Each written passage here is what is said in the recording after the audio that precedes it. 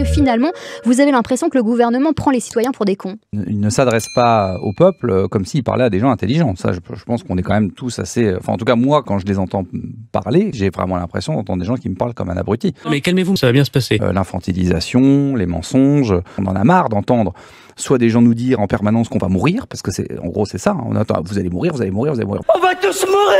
Vous allez mourir de froid à cause du chauffage, vous allez mourir... Donc on n'entend que ça, et derrière il n'y a jamais de solution, il n'y a que de la culpabilisation. Si votre grand-mère est morte, c'est votre faute, vous n'avez qu'à porter un masque. Je la mets à 100% d'oxygène. Là, si vous mourrez de froid, c'est de votre faute parce que vous n'avez pas éteint votre four cet hiver. Enfin, ça suffit, c'est en permanence, enfin quand même. Ça fait beaucoup là quand même, un petit peu... On est sur quand même des gouvernements qui usent de la peur en permanence. Et c'est déjà le débat que j'avais eu avec Valls quand il y a eu les attentats, où je leur ai dit arrêtez de faire peur aux gens tout le temps. Arrêtez de leur dire on est en guerre. Ensuite, vous avez dit qu'on était en guerre. Non, non, non, vous êtes en guerre. Votre gouvernement est en guerre. Nous, on n'est pas en guerre. Quand vous faites peur aux gens, vous fixez les choses. Donc, c'est de la stratégie politique. Est-ce que ça fonctionne finalement, puisqu'il n'y a jamais eu autant de défiance vis-à-vis des hommes politiques, vis-à-vis des médias? Donc finalement, ça fonctionne pas tant que ça.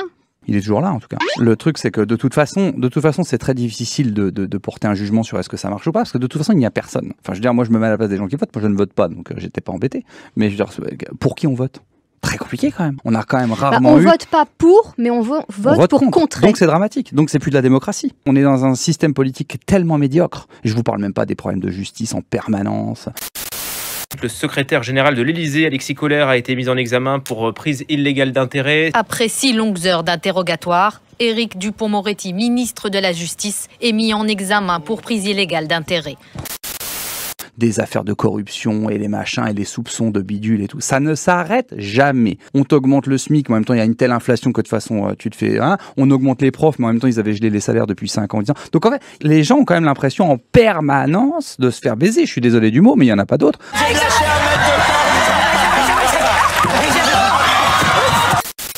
C'est logique qu'il y ait un désintérêt et une colère. Donc vous obtenez ce que vous avez semé. Vous obtenez un désintérêt des gens et de l'autre partie, vous obtenez de la colère. Il a raison. Il a raison.